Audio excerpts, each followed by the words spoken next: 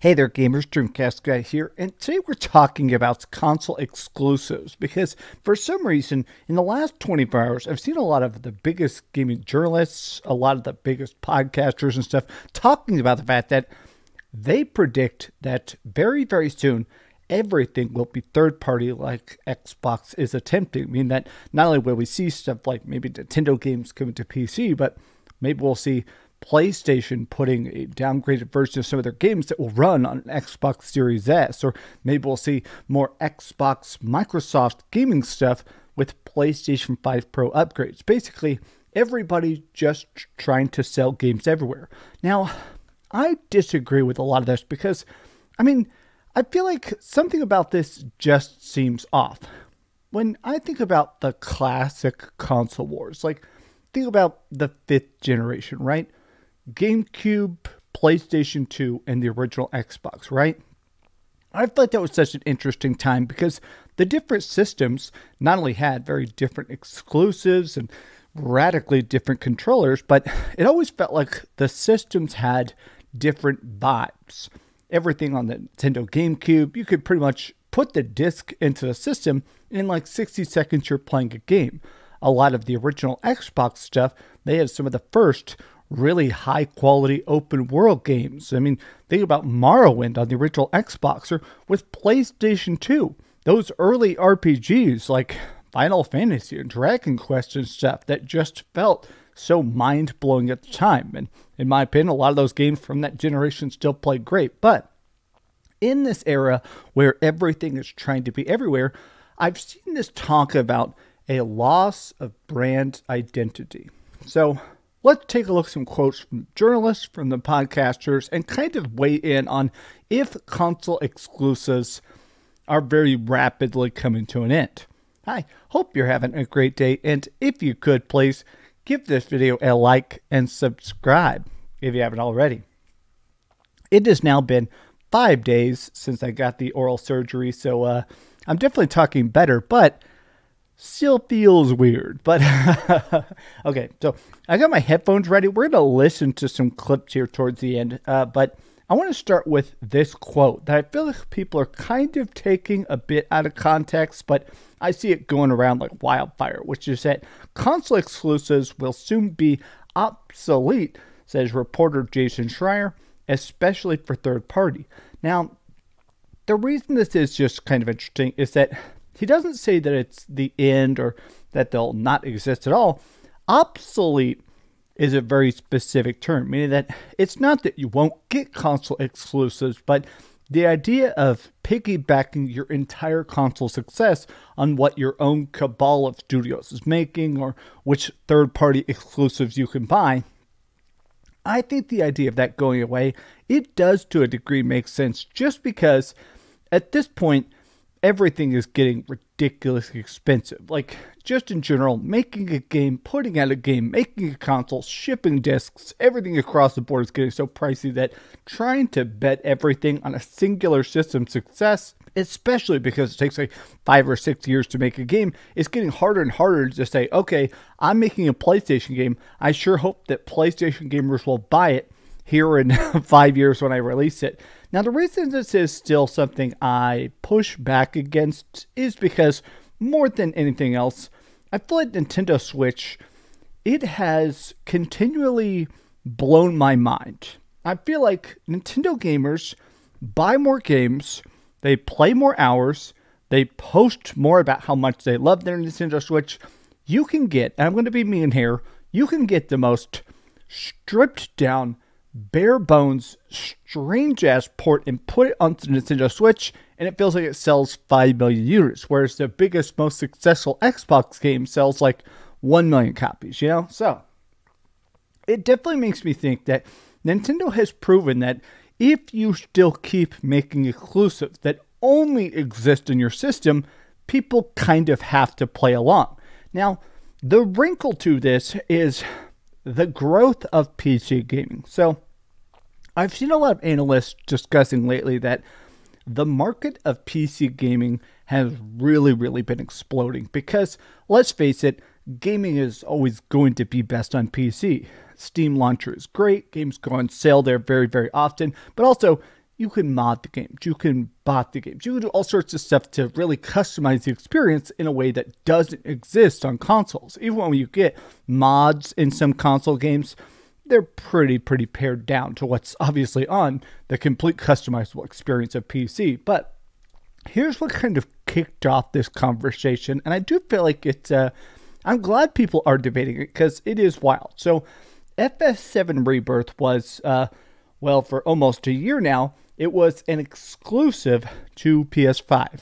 It's built for the PS5. It's the second part of the FF7 remake trilogy, but this game just came to Steam, and it is an overwhelming, crazy, insane success. It's not just a top-selling game, but a lot of people are saying, okay, this game is actually having crazy concurrence. Apparently, a lot of people are bootlegging it as well, which, you know, that's always going to happen. But a lot of people kind of say, okay, even if people are bootlegging your game on PC, it is a sign about the hype, the attractiveness. And I'll always die on the hill that I do think a lot of people that bootleg a game, they're just making sure it can run, and then they end up buying it. Maybe it's just that I've talked to a lot of people that do that. But it is interesting to me that this game was so expensive.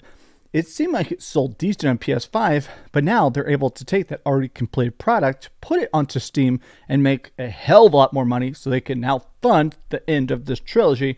But Jason Schreier, this is the tweet that has stirred up a lot of articles.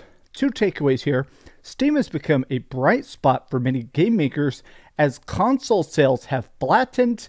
Console exclusives will become obsolete soon, especially for third-party publishers. Now, I feel like people are taking this quote and running in multiple directions, but I feel like his thoughts here, I feel like both of these are incredibly deep, incredibly interesting points. Console sales have flattened. Now, to be clear, people are still buying PS5s, people are still buying Xboxes, people are still buying Nintendo Switches, but those numbers, even if they're currently tracking ahead, right now PS5 sales, if you line it up with the same amount of time with the PlayStation 4, the PS5 is still technically selling faster than the PS4, which sold, you know, over 100 million units. So the PS4 is a big success. The PS5 is a big success. But if you're trying to hit the crazy market saturation, if you're trying to make your system the biggest thing on the planet, you would expect the sales to be higher, but they're not quite there yet. So it is interesting that a lot of people are going, okay, people are still signing up to Steam. PC gamers are always growing. A lot of people are going from console gaming to PC gaming. It is interesting to me that maybe there are people who are going, okay, if I'm making a game that's launching in 5 years, like we've already said, maybe I should build it for PC because that ecosystem is always going to be growing. But also, this is the other part of it that I do 100% believe, which is that I feel like the only third-party exclusives we're going to be seeing from now on are times when Sony or Microsoft or Nintendo completely fund it. Like, from start to finish, they say, hey, we're going to do the marketing, we're going to help fund the budget, we'll send over some employees to help with the coding and porting and stuff like that, which apparently Sony has been doing a lot of that. Apparently Black Myth Wukong, they had some of Sony developers helped it come out on the PS5 and get it running as good as possible. I do think there is a chance you're going to keep seeing stuff like that, where the third-party games, there are going to be less times where someone just chooses to make something exclusive. It's going to be more times where someone says, hey, if you fund this, we'll make the game for you. Sort of like what it seems like Helldivers 2 had. Now, I feel like the wrinkle to this is that there are a lot of rumors that Valve is building a console, and there has been some rumors that apparently maybe Microsoft is helping with this to some degree. Like maybe when the Steam console comes out, it may have Game Pass on it as well. I do feel like at some point, I feel like Xbox sort of pulling back on the physical console space, maybe focusing more on handheld or letting other people entirely make Xboxes, which is what a lot of internal talk is about. I feel like it's going to very much change the dynamic, where it's going to be Sony versus Nintendo trying to get everybody to buy their systems, whereas Microsoft is going to get in a raw dog arms race to just say, hey, we don't care where you play it, but please, please, please get Game Pass. Okay, so here's where we got these headphones. So I wanted to listen to 2 clips that are about a minute long. One from the Amazing Digital Foundry podcast, and then this clip here from the XNC podcast. Now, as you can see here, we got Colt Eastwood, Mag, we got Paris Lilly here, and Paris drops a take that I see a lot of people kind of reeling from. A lot of Xbox fans are sad and a bit upset that everything is going so third party, that Microsoft games, there is a bit of a loss of identity. But let me listen to him. But back to the concerns again. I mean, I just worry that the multi-platform strategy is Xbox completely losing their identity. Yep. Like essentially, yeah, you hear that a lot. I've said I know a lot. It's just even that right there. It's crazy that on an Xbox podcast, they're all nodding in agreement about how much Xbox has lost identity by not trying to have exclusives at all, even with the studios they bought. But let me keep other people said it. I'm pretty sure Destin asked Phil that directly, but that would be my main concern. I'll say it for the 1,000th time. Playing Halo on PlayStation will be weird. It's not something that weird. It's gonna be cool, weird though, right? But it's gonna happen. Yeah, it's gonna happen though. And then once it does happen, people will get used to it, and you'll move on. But that initial shock of seeing that is going to be extremely weird to me. So that would be the other concern. Like, is Xbox even the thing? Is it Ubisoft or EA? It is just a big third-party publisher at that point, and Xbox isn't doing things that separates them from what PlayStation does or from what Nintendo does. They're just games that you play on a console. Again, they're just Sega at that point. They're just Sega at that point. I find this to be interesting because I feel like his analogy of comparing it to something like Ubisoft, I think it's a great comparison. It is interesting to see because Ubisoft, they're not bought. You know, Ubisoft is very, very big. They're not going to take one of their perhaps billion-dollar properties or hundreds of million-dollar projects and put it on a singular system because, I mean, games are too expensive to put on one system at this point. So the fact that Microsoft is just going third party to try and break even with their expensive projects, it does hurt the identity. Maybe that's just me, but I do feel like it does hurt the identity. And I almost think that there has been some debate that if Sony starts putting more of their games third party, if Sony starts throwing everything on Steam day and date, if Sony does start putting stuff on PlayStation, would that just break down the brand of PlayStation? I do kind of think so. Like, I want to listen to this clip here in that I still don't think we're going to be seeing any Nintendo games coming to Xbox. I don't think we're going to see any PlayStation games going to Xbox. I do think this is a one-way street. Is likely to return the favor, or does their favorable... Do you believe Sony is likely to return the favor, or does their favorable position keep them from considering it?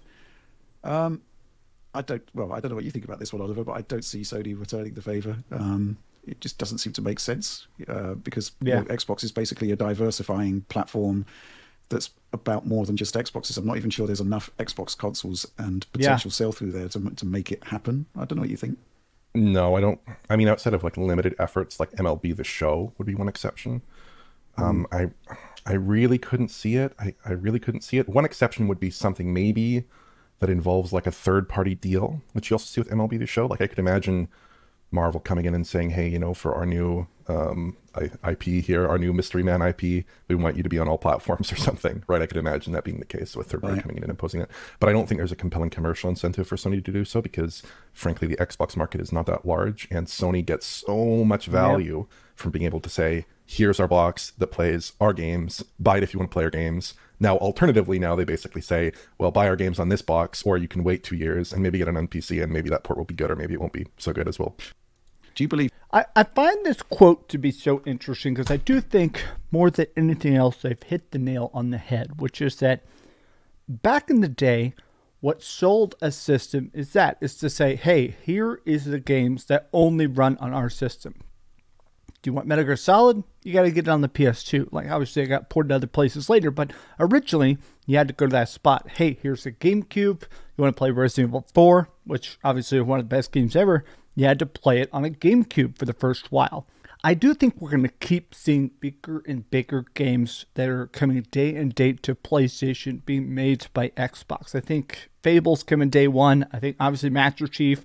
I think the next Doom is already confirmed, obviously, but whenever we see Gears of War E-Day, I do think a lot of that stuff is coming to PS5. It's going to get PS5 Pro upgraded. It's going to be, a lot of that's confirmed already.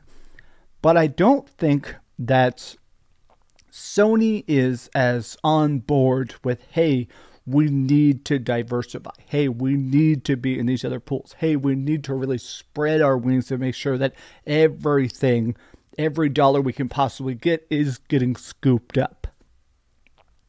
Nintendo, of course, is fine. Nintendo can just make console exclusive forever. Their games are cheaply made in-house. They sell 10 million copies of it on a bad day.